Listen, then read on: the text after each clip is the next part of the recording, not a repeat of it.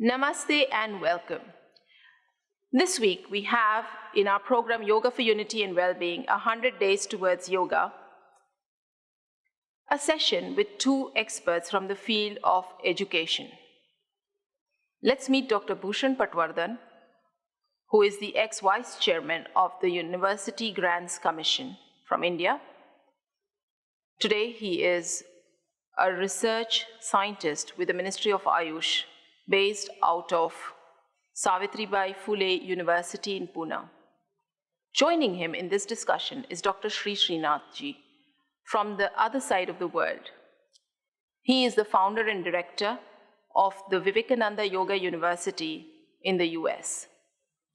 Let's listen to them on the idea of how yoga can be considered as one of the most important careers that a person can consider today and how it is all set to grow in the future. They will also be exploring the idea of research in the field of yoga. Let's talk with them and see what they have to say. Namaste. It's so lovely to have both of you with us.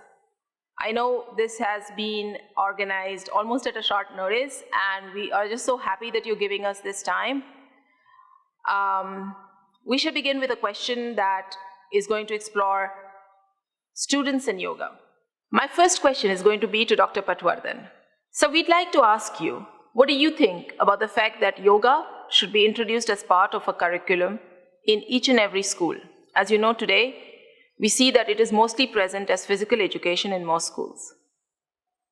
Yeah, no, it's a very valid question. And I feel that in the current context of education, and I'm talking about all over the world, and especially in India, as you know, the education is going through various transformations because of the National Education Policy 2020.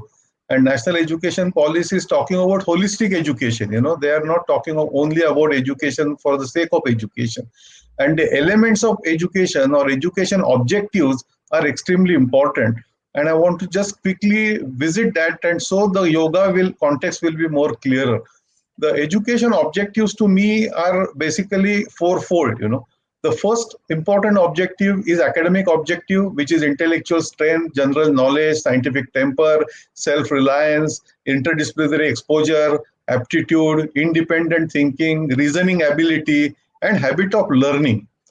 Now, this is not enough. This is academic important, but then next phase is moral and spiritual values. I feel it is equally important when you are talking about holistic education.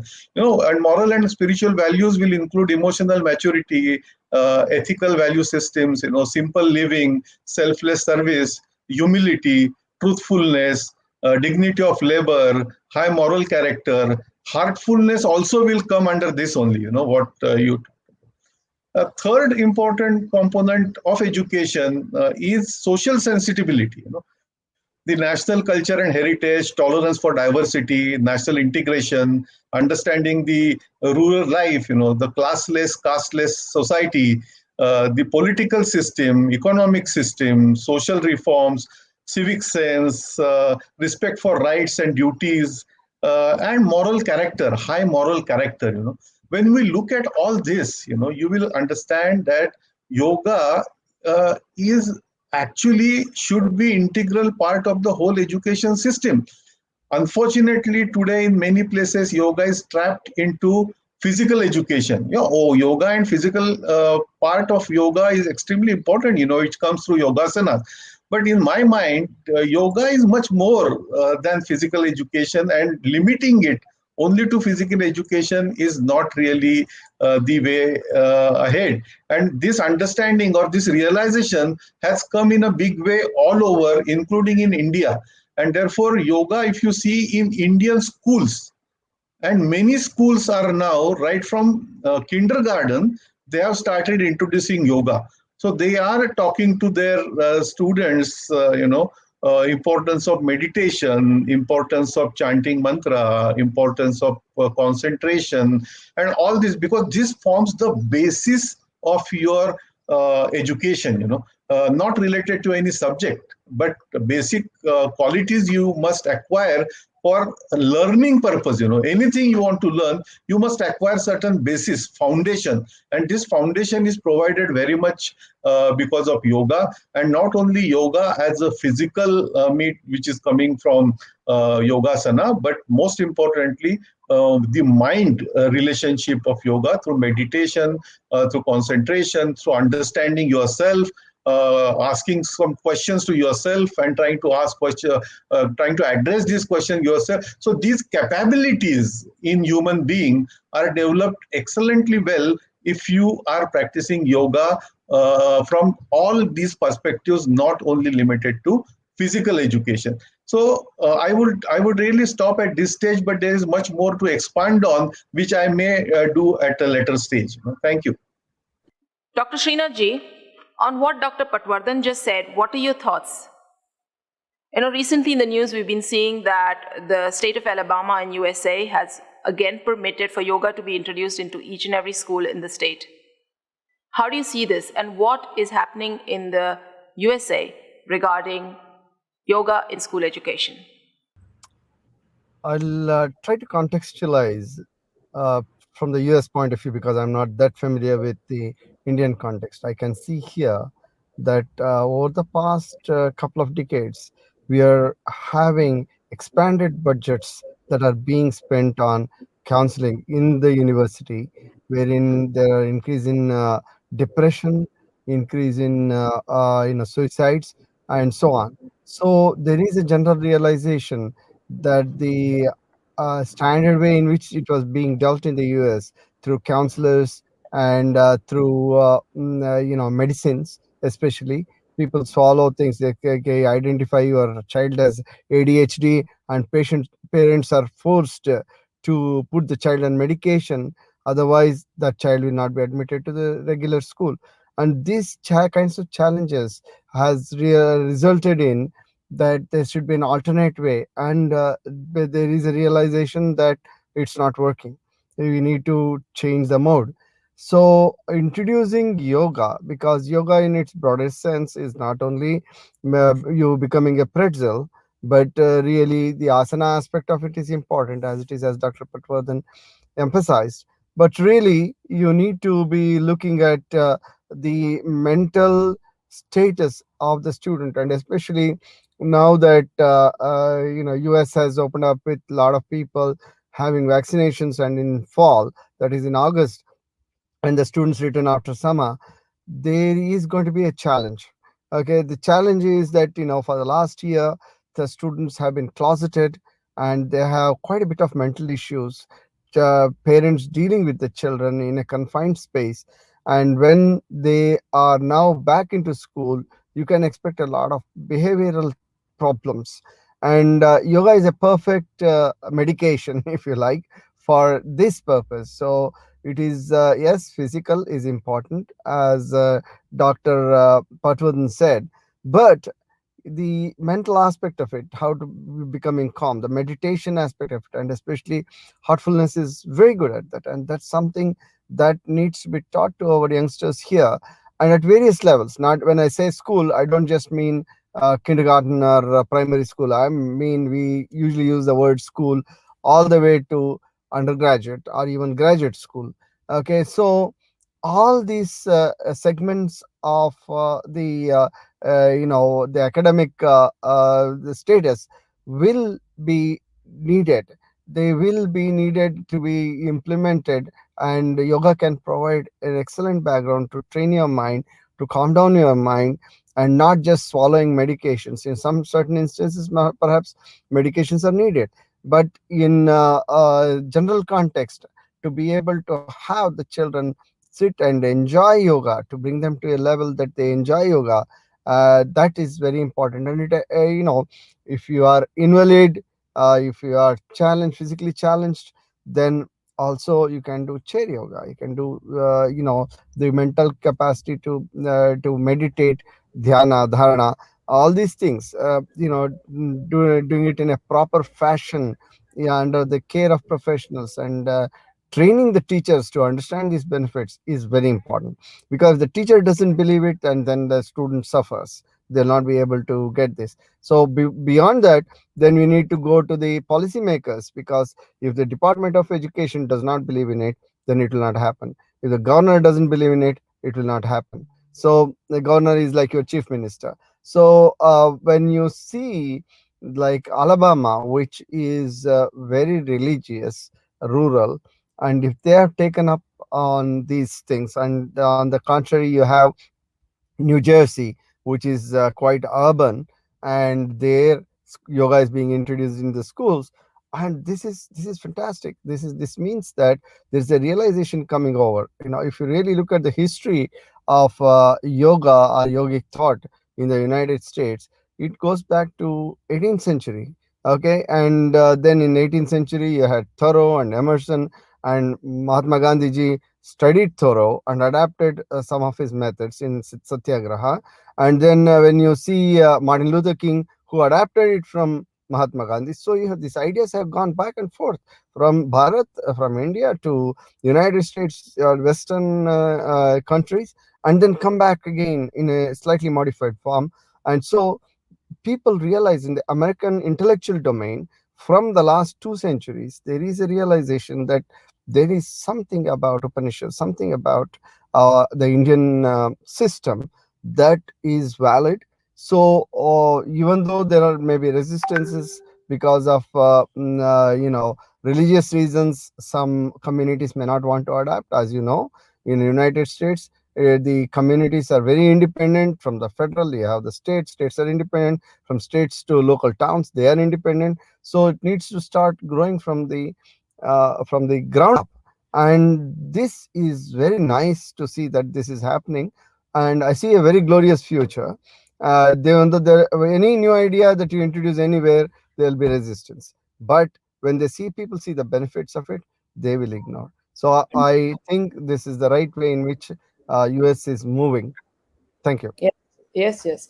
That's very useful to see how the US is gearing up towards something that, as Dr. Patwardhan put very well, that the new education policy in India 2020 was really crafted with a base of yoga. Now, putting it into action, what would your advice be, both of you, as educators and senior, I would say, experienced people in the field of education?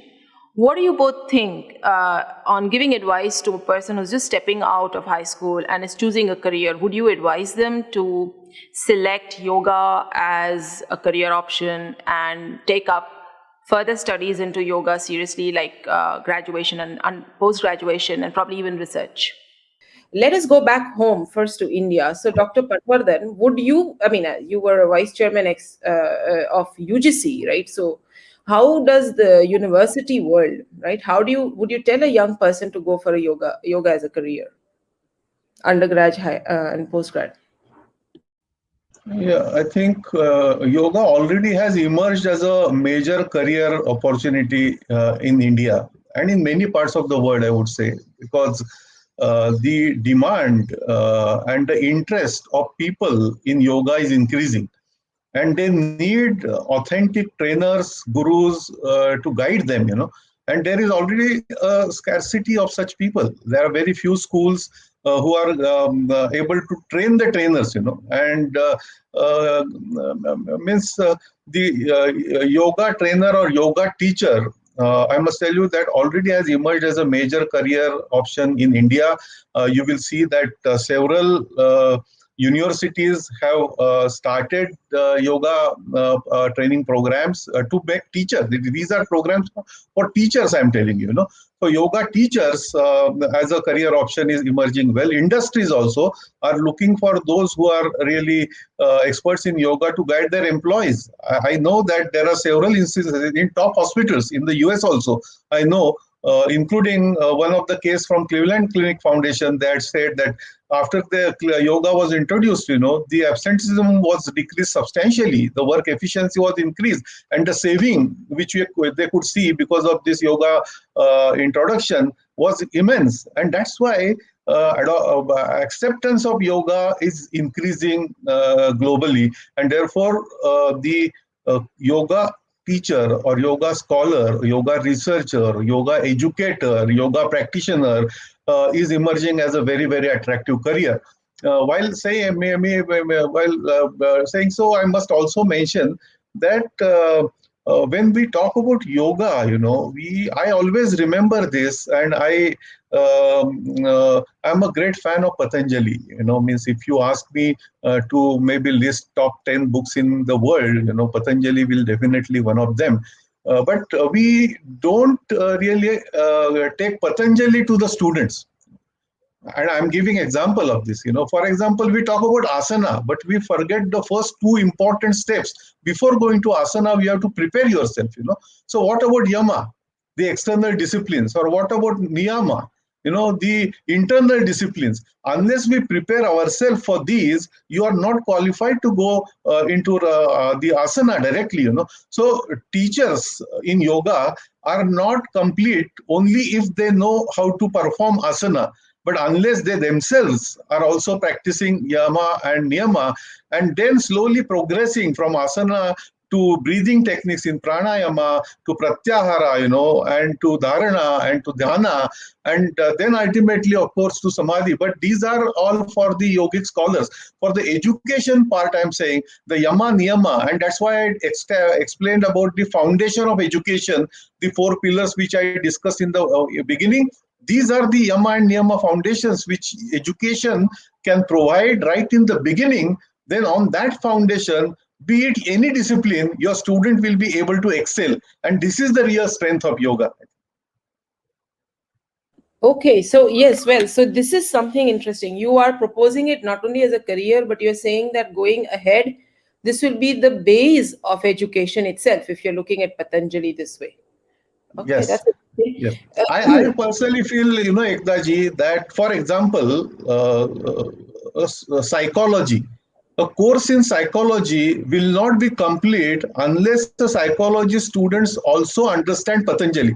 Because Patanjali is not just a yoga book, it is an outstanding book on psychology. You know, the understanding of mind. Today we talk about mind without understanding mind. There are institutes of mental health, but you ask them where is mind and what is mind, they have no answer.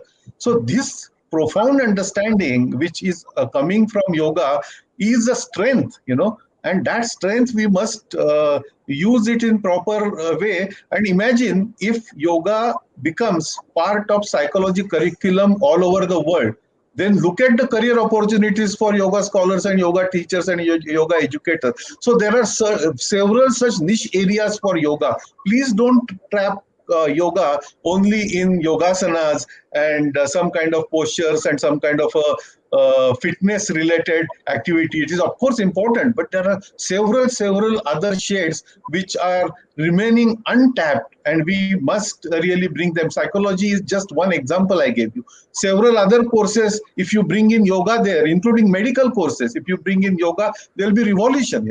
So again, I will expand on these points further if necessary, but I will stop at this stage by saying that yoga career is certainly growing. The extent of yoga is also growing. The understanding of yoga and its applications are also growing, and we must keep track of all what is happening, keeping, I think, Patanjali as our focus, and not limiting only to certain parts of Ashtanga Yoga, but look at least some major parts of Ashtanga Yoga when you come to education related to yoga. Thank you.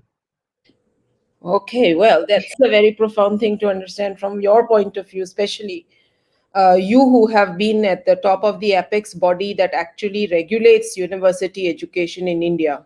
So, coming from you, I think that takes a whole different sense. My question to you, Dr. Srinathji, coming back on how Dr. Patwardhan was explaining about yoga as a career and present in so many different fields of study, is you have launched the first yoga university. You're the founder and director of the first yoga university, Vivekananda Yoga University in the USA. How would you see yoga as a career in the western part of the world? Like Patwardhanji was saying, that it is not just in one aspect. Like even if we look at one field, what are the multidisciplinary applications of yoga? How would you tell this to a student who wants to choose yoga as a career there in the Western world?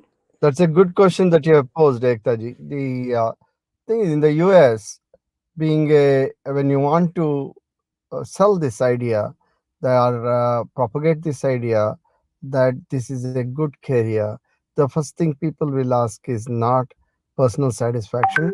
In fact, a young person getting out of, let us say, high school or even a bachelor's degree is going to ask, how much am I going to make? Okay, how, why is there a life for me? And the answer is wellness.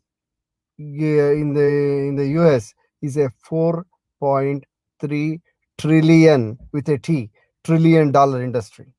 This has just been, we're not even scratched the top. It's a huge opportunity.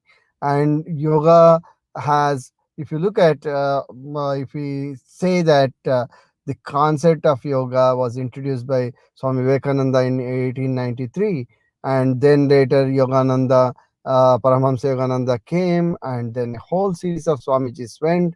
It took almost a century from the time of Paramahamsa Yogananda ji for yoga to reach a level that there are 50 million people in the United States that are doing yoga. Okay, it took us this 100 years, and we think that it is at right at the cusp that it is going to explode, because the limits, the cost of making one molecule of a cancer drug, for example, right now costs $2.2 billion. It's a B. Okay, so which means that it is extraordinarily expensive, and patients have to spend $100,000 per year, or the insurance will, so that they are kept alive or kept in a better quality of life.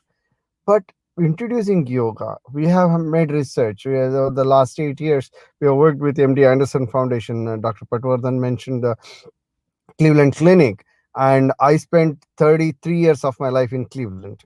Okay, and of my career in Cleveland, and Cleveland Clinic is at the same status as MD Anderson Institute.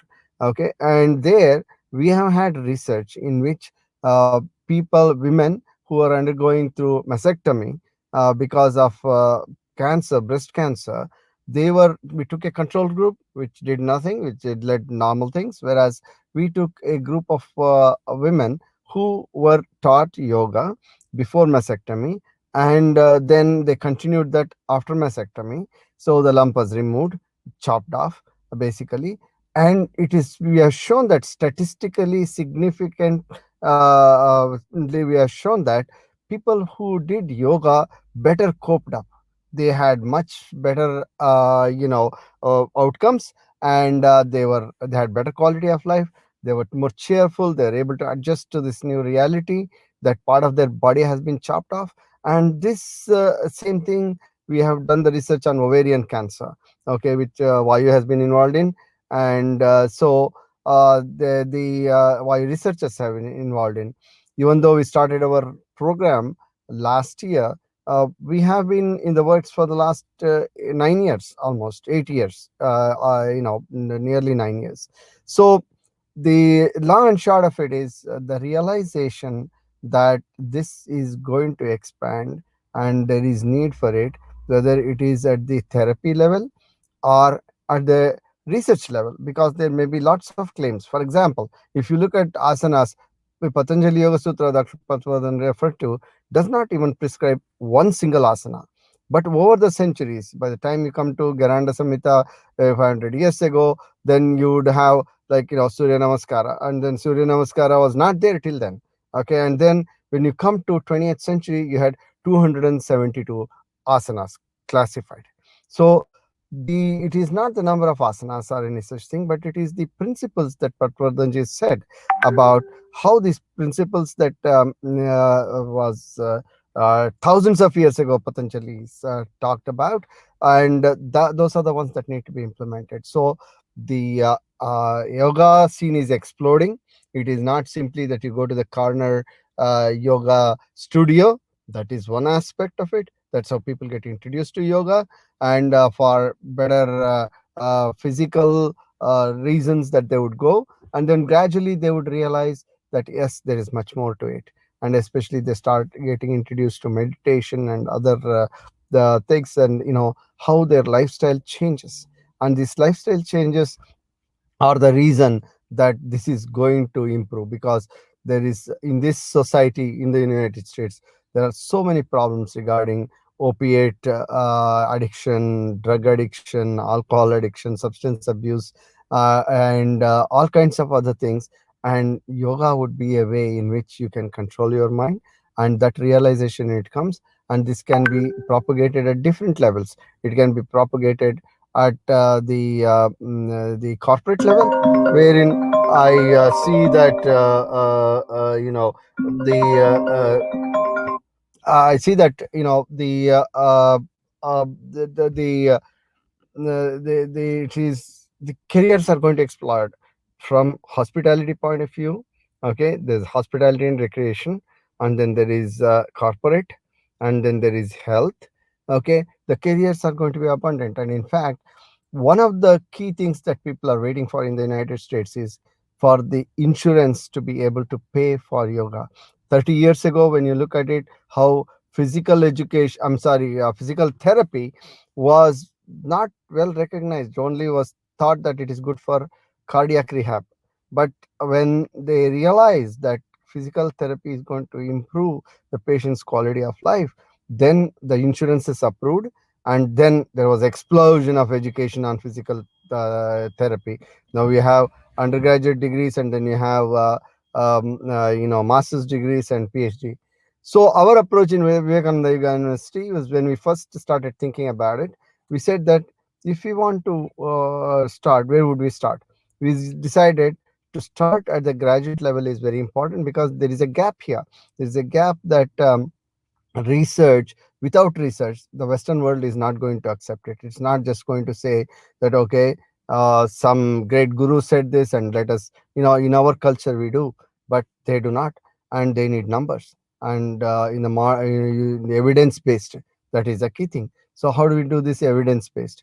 And that's only can be done through research. Whether you want to say that this is going to help children, this is going to help the prison population, this is going to help in chaplaincy, in the military, in the services, wherever. I mean, you can take the entire segment of society in the United States is going to help at every level.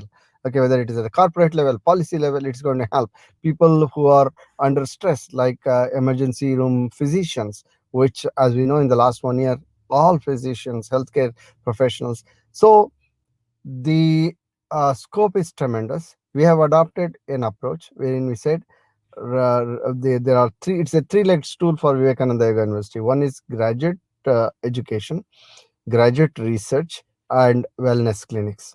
Wellness clinics are the ones that are going to introduce to there are already many other groups that are doing it, but we come from a holistic point of view, and holistic yoga, and evidence based, and so that is the reason why research is needed. That's very, very, very interesting, because you are touching the point that I wanted to also ask Dr. Patwardhan. From what you explained about how this can be a maximum opportunity for our students. So now let me take this question. To the door of Dr. Patwardhan. Dr. Srinathji just explained to us just how important a career in yoga is going to be, more and more so in the Western part of the world. Now, Dr. Patwardhan, you have been used to conducting research, and I think research is much more your passion than even education. So research in the field of yoga, how would that be relative? How is that going to be important in the years to come in India and in education per se? Could you just talk to us about that? And Srinathji has given a wonderful overview of what is happening in the US, and especially yoga and at the Swami Vivekananda University. I'm glad to know these developments which are happening, because education is not complete unless you also combine the research with it. Research should become a driving force for education. And yoga education, actually, we should talk about body, mind, and spirit. That's the holistic education we are talking about. And he rightly talked about the drugs, and I must tell you that people are getting more and more worried about taking drugs. We are actually living in a medicalized society. No, we have started believing that by taking medicine we will get health, and doctors' approach to look at it is your health in my hand. This is changing very rapidly, and a new understanding and new awareness is coming that our health is in our hand, or doctors can tell you that your health is in your hand. I am there to help you out. So this change is happening all over the world. So typical drug-based therapy, which we call it as pharmacological interventions, are now getting more and more challenges, and therefore physiological interventions are coming in play. And what do you mean by physiological interventions? Is drug-less intervention, which yoga is. And most of the thing, if you look at, there are two major components which are playing a role to make people more and more sick. And these are, one, first, most important is stress, and second important is inflammation. These are the core of our many diseases. And both of them can be very well handled by yoga without any medicine. These are physiological interventions. It could be done through asana, it can be done through pranayama, it can be done through dhyana, and various ways. So yoga literally means integrate, join, unite, and it consider person as a whole with body, mind, and spirit, and not in isolation. And yoga emphasizes on strong immunity, balanced behavior, stable personality, and positive attitude to prevent several physical, behavioral, and psychological conditions. So this is extremely powerful preventive tool. Now, reducing yoga merely to therapy, I feel, is not correct.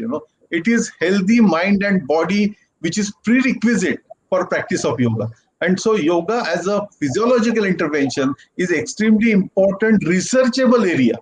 I'm telling you researchable area, because yoga can give new ideas to do research.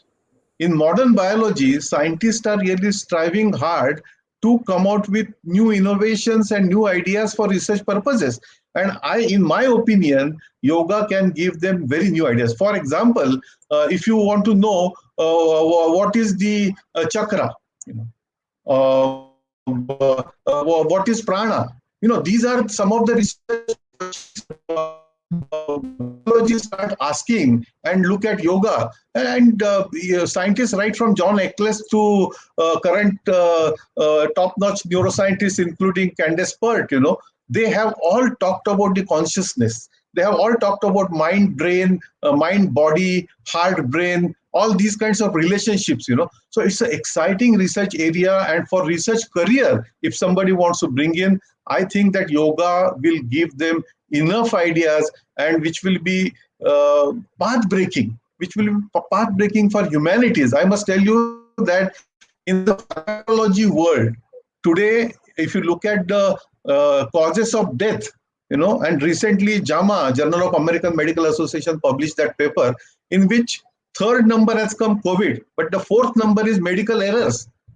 So people are really getting worried more and more about the safety of different kinds of medical interventions they are facing, and they feel that better, safer, and affordable interventions they should look into. And therefore, the wellness industry, what rightly pointed out by Dr. Srinathji, is becoming very, very popular. So in all this, under this, the entire background which I painted, I feel that yoga has tremendous potential, both in education, in research, in health services, and for general well-being, for people. So it's a great service for the humanity, and therefore the larger acceptance of yoga is coming irrespective of geographical boundaries, irrespective of regional or religious boundaries, because I feel yoga goes beyond, it transcends all the religions. It is nothing to do with any one particular